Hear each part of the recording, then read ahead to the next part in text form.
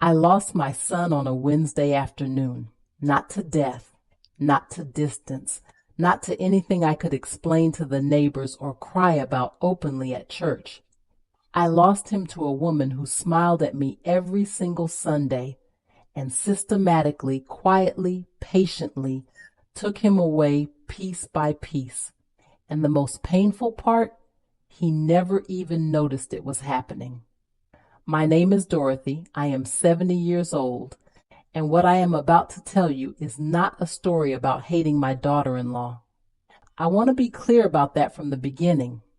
This is a story about how it happens, the mechanics of it, the slow, invisible, almost undetectable way a mother can go from being the most important woman in her son's life to someone he calls twice a year on speakerphone while she is standing in the next room.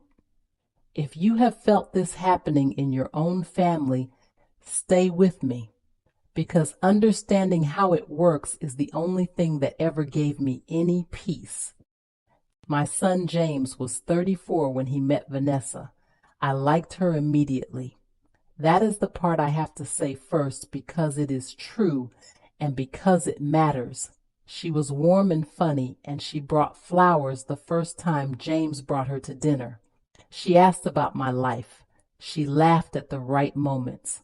She made James happy in a way I could see from across the room. I thought, this is the one. I was right. She was the one. I just did not yet understand everything that meant. The first year was beautiful. Vanessa called me, came for Sunday dinners, asked my advice about the apartment they were decorating. She sent me photographs from their trips. She included me, and then they got engaged. And something shifted, so slightly at first that I told myself I was imagining it. The Sunday dinners became every other Sunday, then once a month, then holidays only. Each time there was a reason. Work, tiredness, plans with her family, always reasonable, always polite, always delivered by James in a tone that told me the words were not entirely his own. I said nothing because I did not want to be that mother, the one who causes problems, the one who makes her son choose. That silence was my first mistake, and it cost me more than I can calculate. Let me tell you how it actually works, because nobody explains this honestly, and I think you deserve to understand it. It is never dramatic. That is the first thing. There is no single moment where a daughter-in-law sits your son down and says, "Choose between us." That only happens in bad movies. What actually happens is quieter. And it works precisely because it is quiet.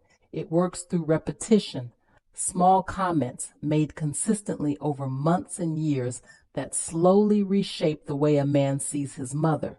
Nothing cruel enough to confront, nothing clear enough to point to, just a steady, patient reframing. She's so needy, James. She doesn't respect our boundaries. She makes everything about herself. I just feel like she doesn't really accept me. I don't want to spend every Sunday there. Is that so wrong? None of these things said once is dangerous. Said consistently, in private, in the intimate space of a marriage where your son trusts the person beside him completely, they become the water he swims in. They become his reality. And slowly, without him ever making a conscious decision, his perception of you changes. He does not know it is happening. That is what I need you to understand. James was not choosing Vanessa over me. He genuinely believed he was seeing me clearly for the first time. That is the cruelest part of all of it. I want to stop here for a moment because I know some of you are sitting with recognition right now, a tightening in your chest, a specific memory surfacing.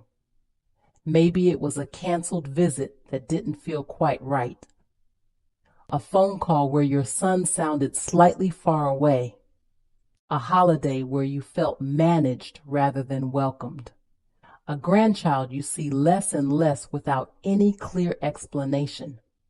You are not imagining it, and you are not crazy, and you are not the problem simply because someone has decided to make you into one. But here is what I learned through pain, through mistakes, through years of doing the wrong things before I found the ones that actually helped. There are 4 things that made the difference.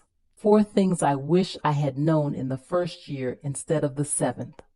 The first is this: do not make your son the messenger. Every time I called James to ask why visits were less frequent, every time I expressed hurt through him, every time I made him the carrier of my feelings about his marriage, I handed Vanessa exactly what she needed, because he would go home and he would tell her, and whatever I had said, however reasonable, would be filtered through her interpretation and fed back to him in a way that confirmed everything she had been quietly building. I was giving her ammunition every single time I picked up that phone in hurt or anger.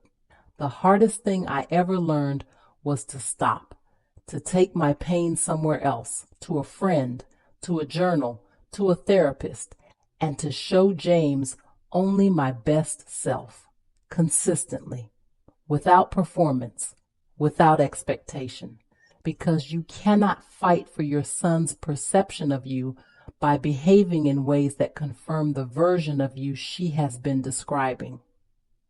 The second thing is about the grandchildren, and this one is practical and important. If there are grandchildren, protect that relationship with everything you have, not as a way to get to your son, not as strategy, but because those children are your blood and your legacy and your joy, and they deserve to know you. Be the grandmother who never complains, who never mentions conflict, who makes every single visit feel like the safest, warmest, most uncomplicated place in their young lives. Because children remember, and they grow up, and a grandmother who was consistently loving and present becomes someone they choose to keep in their lives as adults, regardless of what happened between the parents. I have 3 grandchildren. The relationship I built with them, quietly and without agenda in those hard years, is the reason James and I have found our way back to each other. Plant seeds you may not see grow for years. Plant them anyway. The third thing took me the longest to accept, and it is this: you cannot change her. You can only change how you respond to her. I spent 3 years trying to win Vanessa over. Gifts, efforts, gestures, accommodating every preference, adjusting every behavior, shrinking myself to fit whatever shape I thought she needed me to be. It did not work, and it could not work because the issue was never really about me. It was about her need for control within her marriage, and no amount of effort from me was going to resolve something that lived inside her. What I could control was myself. I stopped competing. I stopped trying to win. I stopped reacting to provocation. When she was cold, I was warm. When she was dismissive, I was gracious. Not because she deserved it, but because James was watching, and the children were watching. And over time, the contrast between her behavior and mine told its own story without me ever having to say a word. Silence and grace are the most powerful things a mother can hold on to when everything else is being taken. Use them. The 4th lesson is the one that saved me, and I almost missed it entirely. I almost lost myself in this. For years, this situation was the first thing I thought about when I woke up and the last thing I thought about before I slept. It consumed me. I became smaller and more frightened and more desperate with every passing month. And that desperation made everything worse because James could feel it every time we spoke.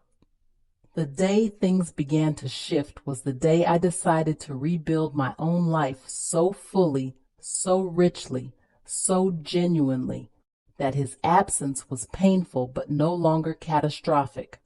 I joined a book group. I took a watercolor class on Thursday afternoons. I deepened my friendships. I started walking every morning, not for my health, but for the 30 minutes of quiet where I belonged entirely to myself. And something remarkable happened. When James called, and he did keep calling, my son was never gone, only distant. I had things to talk about that had nothing to do with him. I was interesting again. I was my own person again. And the neediness that Vanessa had always pointed to quietly disappeared because I no longer needed him to be my whole world. He noticed. I know he noticed because the calls got longer. And then a visit happened that nobody orchestrated. And then another. We are not where we were. I want to be honest about that. Some things were broken in ways that left marks. But James knows I love him. He knows I am here. And he has begun slowly to see certain things more clearly on his own. You cannot rush that. You can only make sure that when the moment comes, you are someone worth coming back to. If you are living through this right now, if you are lying awake wondering where your son went and what you did wrong and whether it will ever be the same again, I want to say this to you as gently and as honestly as I can. You may not have done anything wrong. Some situations are not your fault, but some of your responses to it may be making it harder. And the only thing you have power over, the only thing that ever truly moves the needle, is who you choose to be inside of it. Be the mother your son remembers loving, not the one who confirmed what he was told to believe. Build a life so whole and so real that losing you would be a genuine loss worth grieving. Love the grandchildren without condition. Show grace where you feel none, and trust with everything you have that truth has a way of surfacing on its own. It always does. In my experience, it always does. This is the last lesson. I am Dorothy, and I am grateful from the bottom of my heart that you sat with me today. If this has touched something real in you, please leave a word in the comments. I read every single one. Share this with a mother who is hurting and does not know she is not alone.